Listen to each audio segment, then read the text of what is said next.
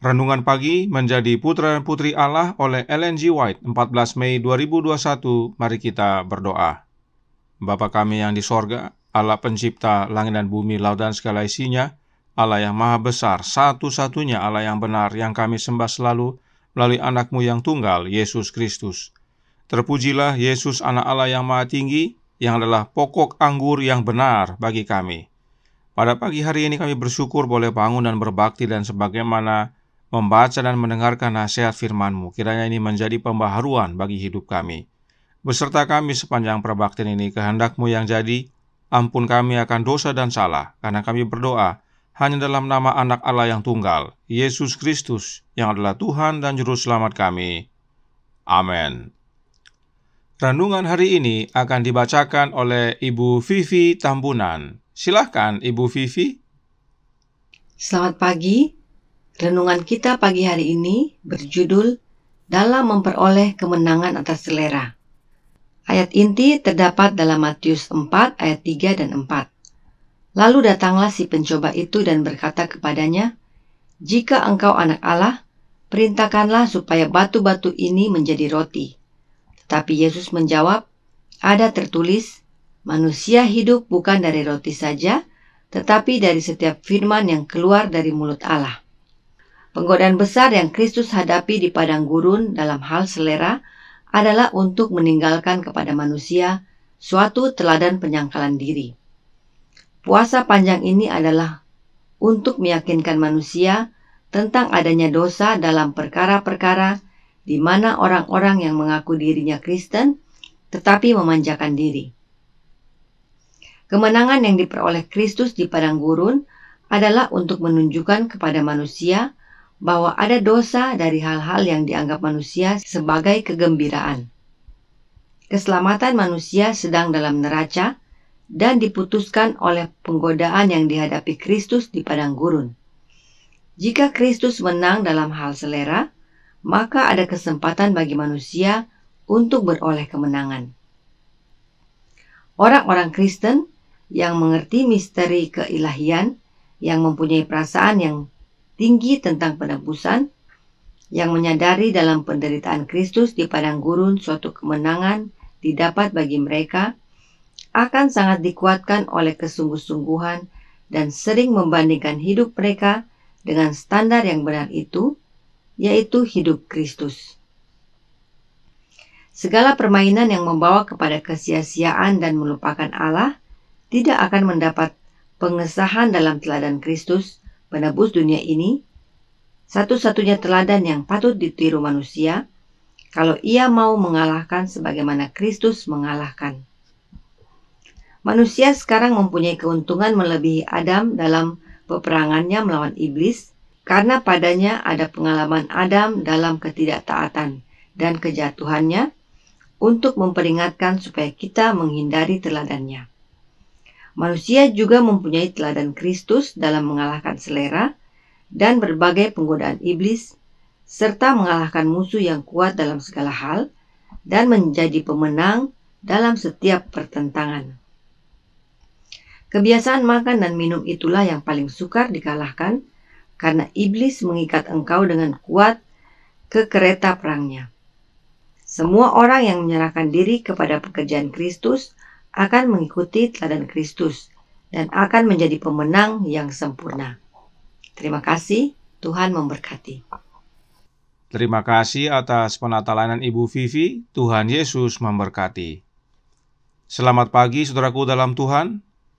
Tentang selera, Roh Nubuat menyatakan yang berikut ini dalam Temperance halaman 19 paragraf 6 yang berbunyi, Kristus tahu bahwa agar berhasil melaksanakan rencana keselamatan, dia harus memulai pekerjaan penebusan tepat di tempat kehancuran dimulai. Adam jatuh pada titik selera. Ujian pertama Yesus berada pada titik yang sama di mana Adam gagal.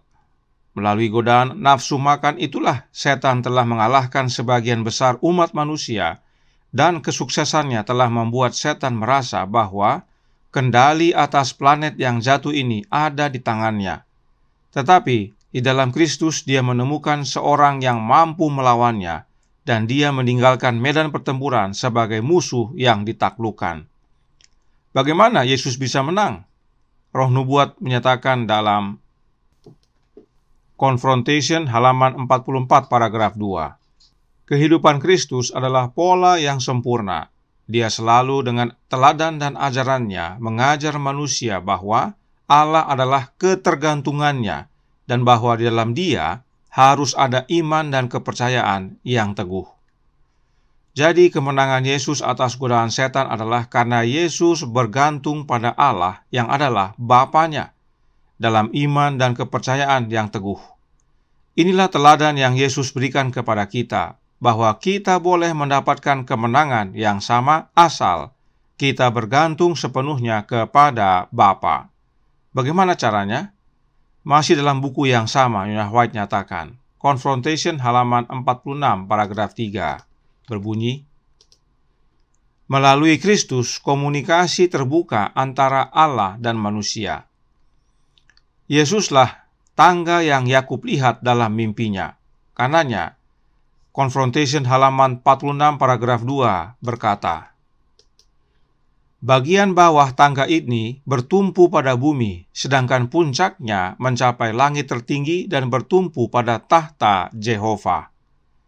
Dan kita sudah belajar bahwa Jehova adalah Allah Bapa. Jadi, Yesuslah yang menghubungkan kita dengan Allah Bapa. Sebab memang hanya satu jalan kepada Bapa, yaitu Yesus Kristus, Anak Allah.